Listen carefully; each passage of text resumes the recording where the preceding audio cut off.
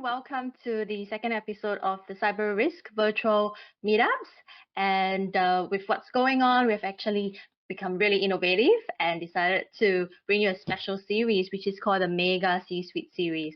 So last episode, we had Dan Lawman, who joined us actually from the US, and he's an ex-NSA and the CISO for the state of Michigan. And it was incredible hearing his stories. And you can catch up on it. Actually, it's on the recording as well on YouTube. It's on Cyber Risk Meetup channel. But today, I'm really excited to have our second C-exec guest.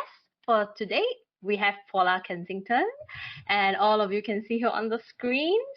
So that's Paula. And before I give her a quick introduction, I'm just going to quickly welcome the rest of our Cyber Risk Meetup members who are also joining us here from Sydney, Melbourne, Brisbane, Perth, Singapore, and Tokyo. And we also have quite a lot of new friends joining in from New Zealand, Malaysia, India, Shanghai, Spain, Portugal as well. So that's really incredible. Welcome all of you. All right, so really happy to have Paula here with us, and she will be sharing with us a number of different topics across about like the lens of cybersecurity, but through the CFO's perspective, which is really fascinating. So Paula is someone who is so well recognized in the CFO circles. She was awarded the CFO of the Year back in 2013 in Thomson Reuters Tax and Accounting Excellence Awards. She has driven huge business turnaround projects in her roles as a CFO and a COO in ASX technology companies, including large UK and internationally complex service businesses. Now, Paula was also on 2 audit and risk committees, as well as she was on the Global Council Board of the ACCA. So similar to what we have done here in terms of building up the Cyber Risk Meetup community, Paula has also built global communities, which I'll get her to share a bit more shortly. She is currently actually running her own business, which is called like the PK Advisory, CFO Conversations, and she's also the CEO of the LBD Group. So Paula, over to you. Really just want to hear more about your story of how you end up being a CFO in today's modern world. And maybe if you can share with the audience, what are the expectations of a CFO? You know, what are they being measured by? Oh, thank you, Shemaine, and hi to everybody in the online virtual cybersecurity world that we're now living in. Thank you for having me. It's an absolute pleasure to be here and share some of my insights and journeys. And as you said, it's absolutely key to really understand how different C-suite people think differently. And so whilst there's a natural alignment sometimes with a finance executive and cyber and technology executives, you know, we don't all have the same personality traits. So how did I start off by my CFO journey? Well, I left school at 16 and I didn't want to be an accountant. My father's an accountant, my older brother's an accountant. The last thing I wanted to do was be an accountant. I actually wanted to go into fashion design because I thought accounting was so boring. But I realized then at the age of 21 that I needed to be financially independent. It was something that was really important for me. And what came with that was the realization that I needed a professional qualification to be able to get myself financially independent. So I went back to school, if you like, whilst I was working and did my ACCA, my accounting qualification whilst I was working. So I feel like I did it pretty much the tough way, but I feel like I've done my whole life the tough way. Nothing's been gifted to me, handed to me on a silver platter or anything like that. I've worked damn hard to get where I've got to. And I guess the CFO world, wow, very impressive.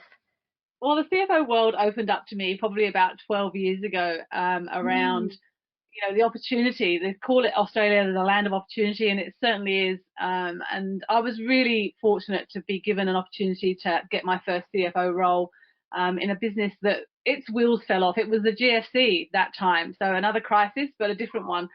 And the company had hit a banking covenant. The chairman left, the CEO left, the CFO left. Like basically, it was like a ghost town, and they asked, the new CEO came in, asked me if I'd step into the CFO role, which was a huge risk at the time because the business was on its knees. So it was like, well, why not? We've got nothing to lose. The business has got nothing to lose, and I've got nothing to lose. And so I stepped into that role, and as you say, the rest is history. Oh, That's a really tough time actually to take up that role. What would you say, you know, if you look back your history, your career history, what is a key challenge that you feel that you have had to face, but you have learned how to overcome? Well, the biggest challenge, I think, actually is in our own minds. And I talk a lot about this. I mentor a lot of CFOs and a lot of people that are aspiring CFOs. And I do believe that a lot of our obstacles are actually mindset. Whether we believe we can do it, I think, is a real hurdle for some people that can never get over the fact that actually they are good enough, that they are willing to take that risk. And I think I've always taken a risk in my life. So, you know, I say to people, the litmus test is what's the worst thing that can happen if this doesn't go well. It means it's learning for me. If it doesn't go well, maybe I have to move back to a different role. Maybe I have to move on to a different business. You know, if you're not willing to take a chance, then there's little reward in that. Yes, and that's a great way to actually grow yourself as well when you have a different mindset. So that's really good, Paula. So what can you share with us a bit about how did that group started, and also what are the common topics that Yeah, sure. So I started that group, as I say, back in 2018, and I chose 5 CFOs in my network that I knew reasonably well, and I asked them to come and have a conversation with me about certain challenges. And now we've done 55 episodes, and they're only 5 minutes. So the reasoning behind that was to make sure that I gave people a platform to come and listen to what it's like to be a CFO. You know, if you want to be a CFO or you want to be a CFO in a bigger organization, well, it's often really powerful to listen to how they think and what they talk about. And it gives you some insights into the world of what a CFO is like. So some of the topics that we talk about, unsurprisingly, is disruption. How do we disrupt our business world before we get disrupted? And so that's quite timely at the moment because we're all being hugely disrupted in our business worlds. But then thinking about transformation, and I've seen some great social posts on across all the platforms at the moment talking about who's driving your digital transformation. Is it the CEO? Is it the CTO?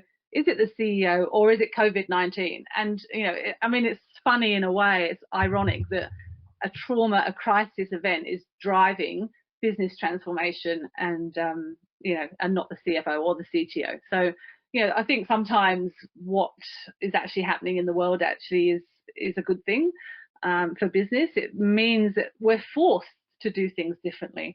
So disruption, transformation, and the role of CFO. You know, I've been a CFO for 12, 13 years.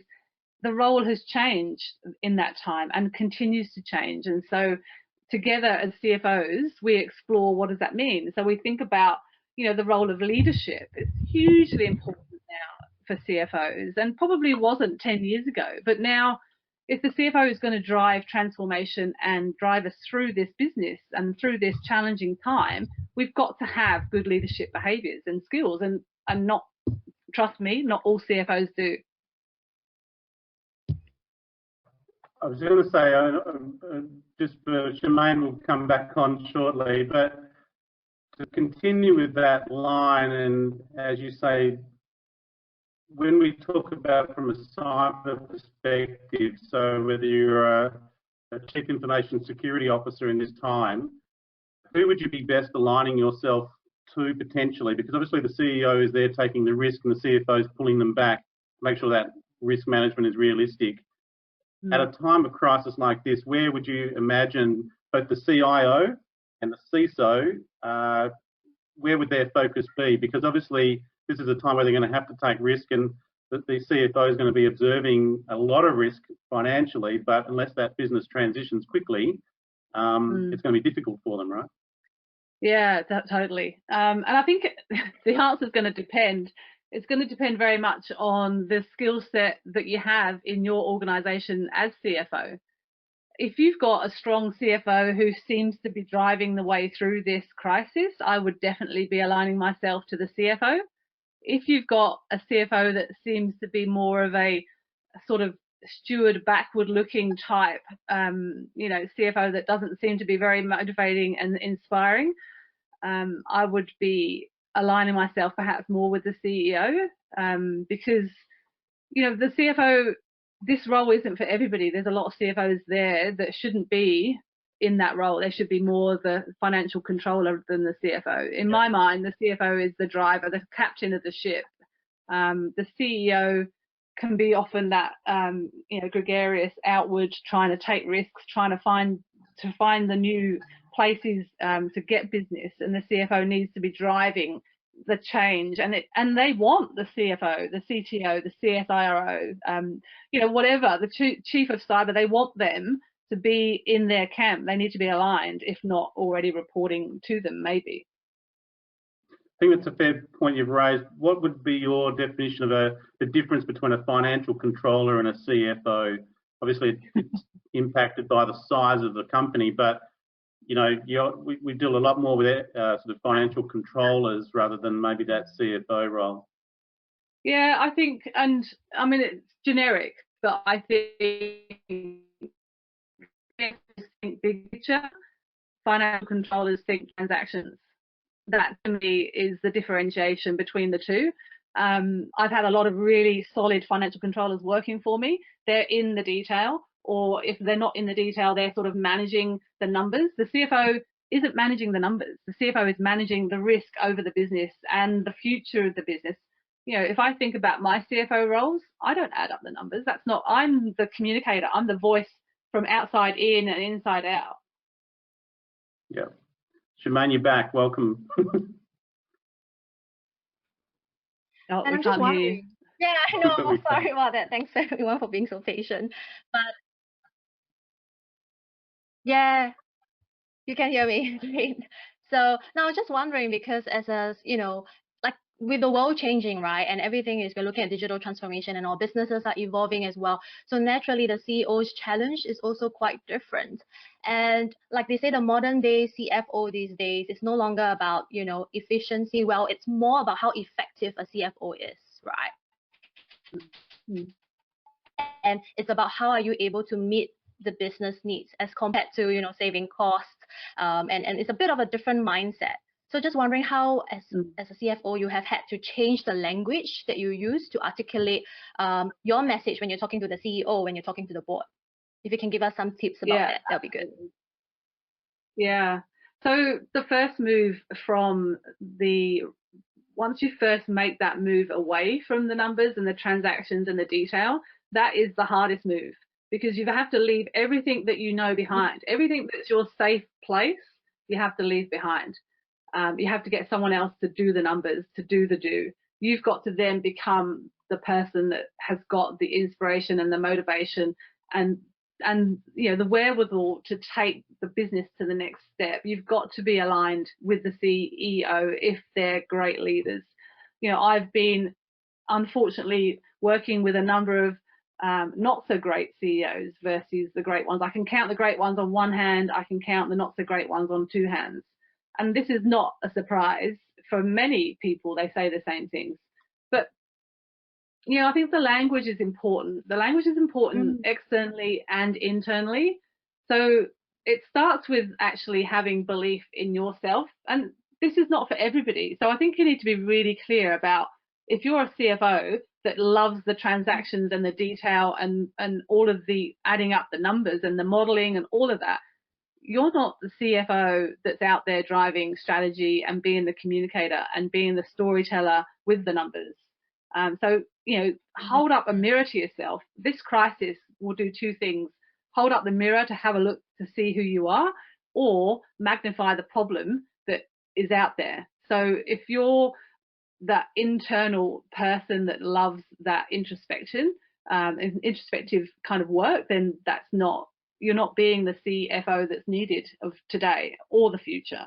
So the language, I think the language just kind of comes. It's kind of, for me, it's always been there, and maybe I've just sort of honed it in the last 8 years, which was really the time from moving away from the numbers perspective, and actually becoming the bigger picture player. You know, I think it looks for creativity in their thinking. It looks for, you know, that design thinking, not knowing the answers. I think it's really important to embrace the unknowing And again, financial controllers, they just don't get that world. They're kind of, yeah, 2 and 2 is 4. I can cope with that. You know, as a strategic thinker, 2 and 2 could be 22 and not 4. I think it raised a lot of good insights, and I see a lot of similarities and parallels, even like with the CISOs that I work with. It's how do I put it? It's about changing your language as well, and it's not just focusing on the technical jargons or security issues at a really technical level, but being able to bring that up to the next level where you bring in storytelling as well. So that's relatable to the CEO, that's relatable to the board. So just wondering, like in terms of your interaction then with the other security leaders, when you're speaking to whether is it the CISOs or head of security, what's your observation in terms of how they are portraying themselves, what kind of language they are using, and maybe do you think that there's room, what sort of areas they can improve on? Yeah, that's a good question. So I think CFOs and CTOs or cybersecurity people, they can be very similar. Okay, so there's a lot of similarities in terms of logical left brain kind of thinking. And so if I was a CTO or a security officer of any description, I would try and align myself with the CFO, because there's a lot of natural ground there. People like order, process, numbers, and technical. We're very logically thinking people. But that's not to say that you can't assume all the CFOs are this certain type of personality. So getting behind our roles as executives and leaders is really important. So the way to engage with a CFO, I would suggest, is that you get to understand what some of the drivers are behind the facade of being a CFO. So get to understand the person. At the end of the day, this is what we're doing now. This is what COVID-19 has forced us to do, is to talk to people, understand what actually makes them tick. I've heard so many stories about CEOs that have their children, burst into the Zoom calls. Some other CEO from a huge global bank, financial services provider, introduced in the town hall to his mother-in-law, who's 86. So this like authenticity, this relationship building is so important to people, especially these sort of, I call them pointy-headed type technical people. You need to kind of get behind that. And if I think about the conversations I've had with CTOs, I've really enjoyed the what makes you tick conversation. So what is it that you do outside of your tech and your, IT world? Like, let's take the pointy hats off. Let's actually just go, you know what? I've got 2 dogs. I love going for walks on the weekend with my puppies.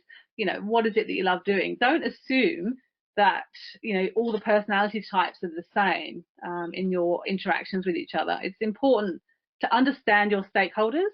So whenever you're speaking, whenever you're presenting, whether you're presenting in the office of a CFO, or whether you're presenting at a boardroom, or you're presenting on stage and you've got an audience of CFOs, or whatever the circumstance, always think about your audience first, not you. They're the ones that are listening to you. You've got to speak in the language that they understand, and you've got to be, so what, who cares? Yeah, I really love that. And that's so true, because at the end of the day, it's about the human connection and the human relationship as well. And, sometimes with things happening so quickly, people can lose sight of that. But it's about that connection. So yeah, really, really good that you shared that, Paula. I noticed there's also quite a few questions that people have been asking. So just conscious of time, what I'll do is we'll go through, I don't know, can you see some of the questions, Paula? Not, I will pick. Yeah, let me have a look. So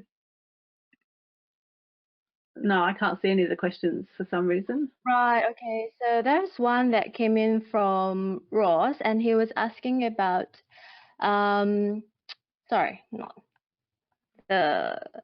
I'll just go straight first into, I think Prajesh is asking about like how many organizations are embarking on transformation journeys and to replace their business and to move that into digital. So do you see that it's important for them to understand about cybersecurity like for them to possess a good understanding of the change? And what's your view about the awareness of the board when it comes to understanding the risk of cybersecurity at this stage? Is enough done, in terms of to educate? So I can talk to that point from two aspects. So from my corporate CFO aspect, where we've been talking about cybersecurity for probably about 8 years, and the conversation first came up with the insurers about what are we doing about cybersecurity, and that was the first time that we'd really kind of heard about it.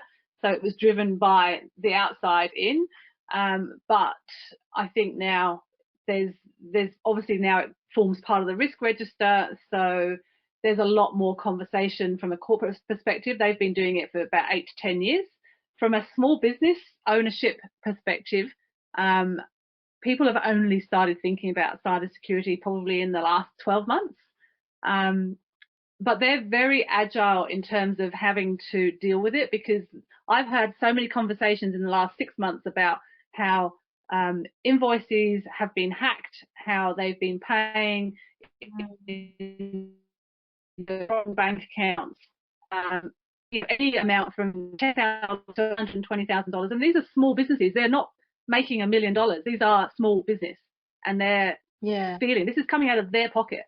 So the appetite for change in some ways is even stronger in small business because it's their money. Okay, maybe the banks are stepping in and insuring it again if that happens, but it feels like you're a lot closer to it in small business than you are in corporate business, because you tend to have bigger insurance policies. It tends to be, well, it's not our money, it's the shareholders' money.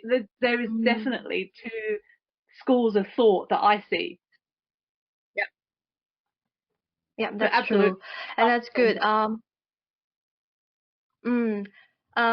And just quickly, I'm trying to get through as many questions as I can. So quite a lot of feedback coming in, and they're saying they really appreciate your insights, by the way, Paula. And it's really refreshing to hear what you have shared. Saizo over here from Singapore, Guy, is asking, like, what are your thoughts about having a COO, and maybe what are some of the benchmarks that a CFO can use as a guidance for the cybersecurity budget? Ooh, some of the benchmarks. Well, I guess it would be good to see how effective we're being, because often this is like a silent piece of work.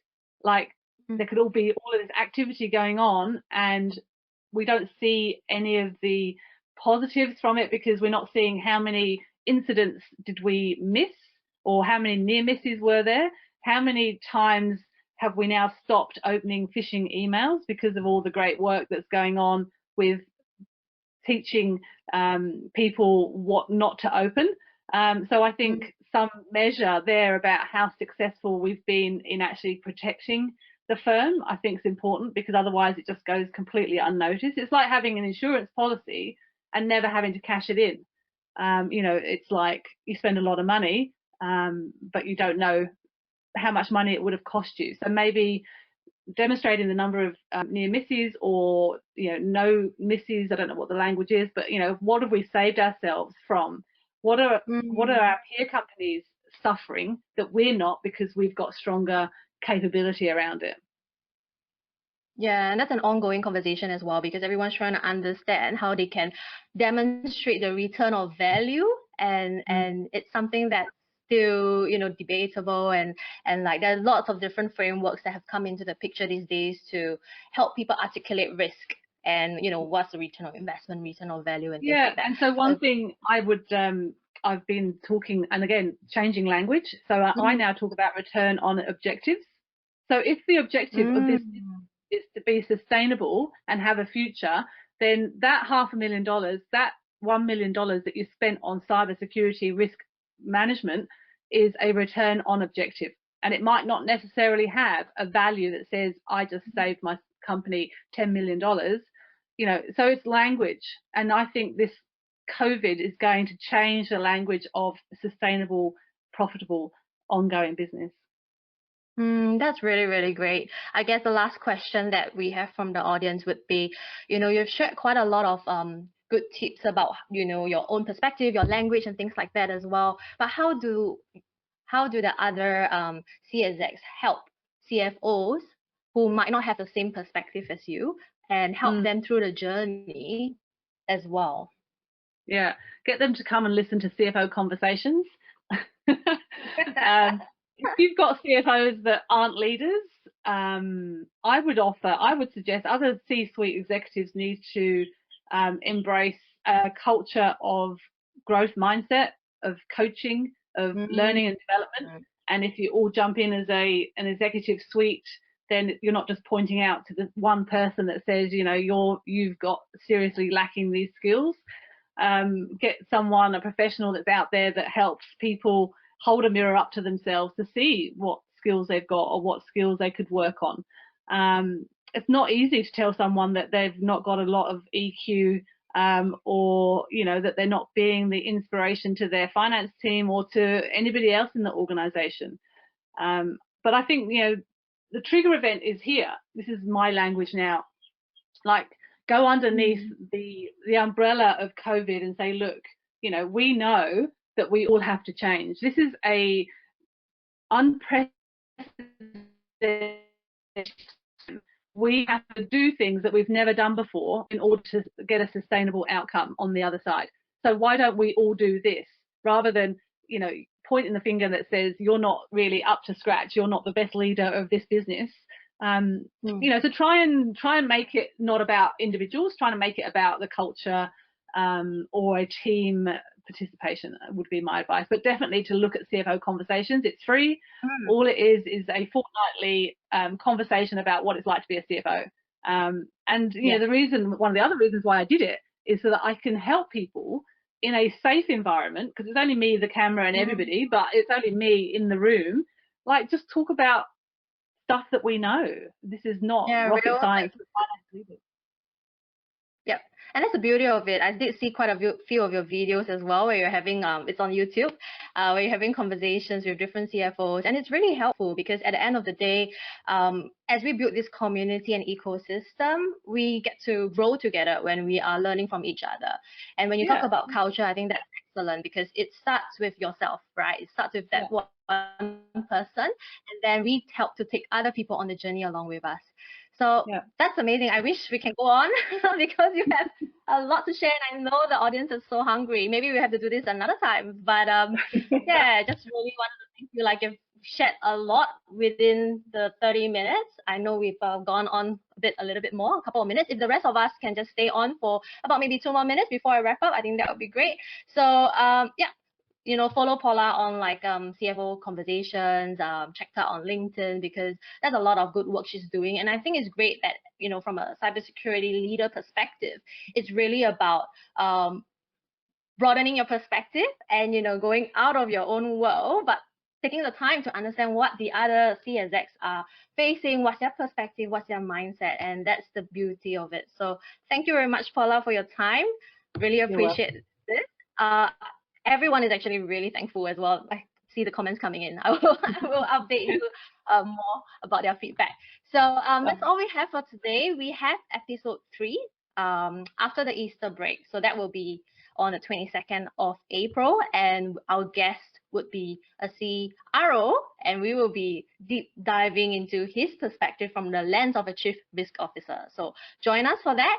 And if you have missed the previous episodes, you can catch up, or we have the recordings up. Today's episode will be up as well on Cyber Risk Meetup YouTube channel, so you can have a look at that.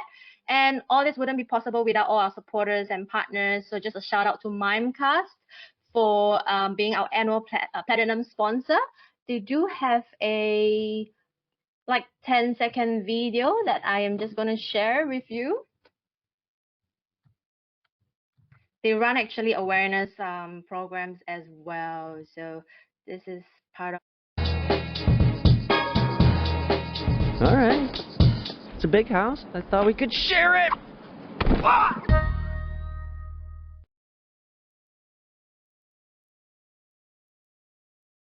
All right, so thank you for your patience again, and a huge shout out to our community partners, My Security Marketplace. You saw Chris Cuppage earlier, who's helping me out behind the scenes. He runs a huge, amazing platform where it is so rich in terms of the materials that they have, and a lot of podcasts events, newsletters, and articles about current cyber affairs. So feel free to check them out. And also a shout out to my company, PrivaSec. We do a lot of work with GRC and tech assurance. So we are quite busy helping organizations with their working from home security services at the moment. So if any questions, you can also reach out to me. And with that, we have come to the end of episode 2. So thank you everyone for all your patience, for tuning in, and I will see you on the 22nd of April. Thank you once again, Paula, and take care, guys, everyone. Bye.